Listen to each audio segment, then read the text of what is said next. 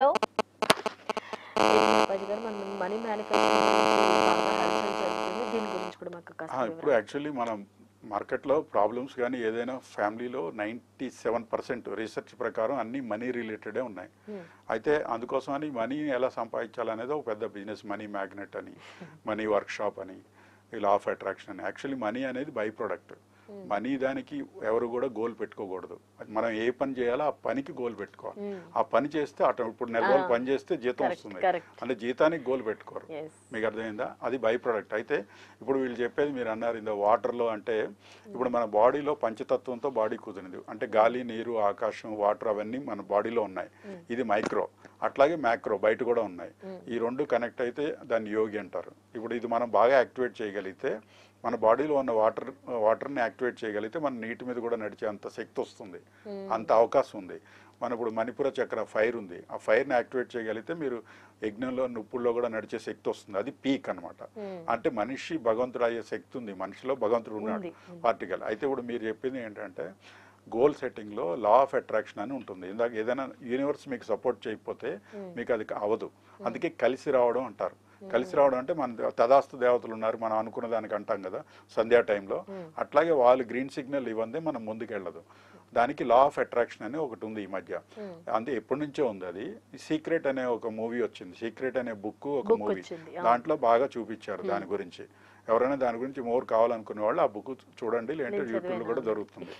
So ఈ లా మనీలో ఏంటంటే మనీ వాటర్తో ఎందుకన్నారంటే మీరు ఏదైనా మాట్లాడేటప్పుడు వాటర్ మాట్లాడితే అది అబ్జర్వ్ అవుతుంది. పూజలో కూడా తీర్థం ఇస్తారు కదా, తీర్థం పెడతారుగా, ఆ పూజలో మంత్రశక్తి అంతా తీర్థంలో ఎంటర్ అవుతుంది. అందుకని ఆ తీర్థం తాగితే మనకు రోగాలు కూడా పోతాయంటారు. అందులో కర్పూరం అవన్నీ కూడా వేస్తారు. అంటే వాటర్ అబ్జార్బెంట్ కెపాసిటీ ఉంటుంది అనమాట. సో అందుకోసం ఒక మంత్రాన్ని మనం మామూలుగా చెప్తే 100 పవర్ అనుకోండి, వాటర్లో చెప్పి వాటర్ తాగితే అది 500 పవర్ అవుతుంది.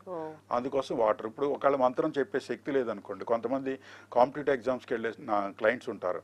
వాళ్ళకేం చెప్తాం, ఆ మంత్రం ఒక లేబుల్ మీద రాసేసి ఆ గ్లాస్కి బాటిల్కి వాళ్ళు తాగేదానికి స్టిక్ చేసేస్తాం. అది అలా కూడా వాళ్ళకి ఎనర్జీ పాస్ అవుతుంది అనమాట. సో మన ఇప్పుడు ఋషులు మునులు చూడండి, వాళ్ళు తదేక దీక్షతో వాళ్ళు తపస్సు చేసి ఒక మరచెంబులో నీళ్లు ఉంటాయి, శాపం ఇచ్చేటప్పుడు ఆ నీళ్లు ఇలా జల్లుతారు. అంటే వాళ్ళ తపశ్శక్తి దాంట్లో అబ్జర్వ్ అవుతుంది అనమాట. అంటే అది గ్రహిస్తుంది. ఈ వాటర్ మీద చాలా మంది రీసెర్చ్ చేశారు. రీసెర్చ్ చేస్తే ఇప్పుడు మీరు ఒక గ్లాస్ పట్టుకొని దాన్ని తిడితే దాంట్లో మాలిక్యూల్స్ అన్ని డిఫరెంట్గా ఉంటాయి. మీరు అందులో చూస్తే మ్యాగ్నిఫైయింగ్ గ్లాస్లో అది దాన్ని పొగిడితే మంచిగా ఉంటుంది, ఒక డిజైన్లా ఉంటుంది. సో వాటర్ మనకి తెలుసుకుంటుంది అనమాట. అందుకని వాటర్తో అనుసంధానం చేస్తే ఆ మంత్రానికి శక్తి పెరుగుతుంది. అలాగే కాకుండా ఇంకా భోజనంతో కూడా అనుసంధానం చేస్తే శక్తి పెరుగుతుంది.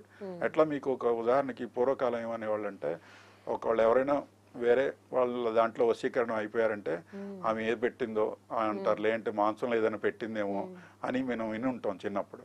అంటే ఏంటంటే ఏదైనా ఫుడ్ అనేది ఎనర్జీ. ఆ ఎనర్జీతో పాటు మనం ఏం మాట్లాడతామో ఆ మాటలకు కూడా వాల్యూ వస్తుంది.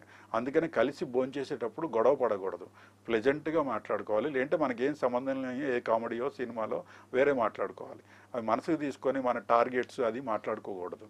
ఎందుకంటే అది కొంచెం ప్రాబ్లమ్స్ ఉంటాయి కదా, అలాంటివి మాట్లాడుకోకూడదు. వాటన్నిటికీ ఎనర్జీ పెరుగుతుంది.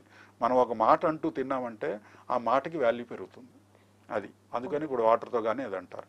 సో సో మొత్తానికి ఈ మేనిఫెస్టేషన్ అనేది కరెక్టే, కానీ నార్మల్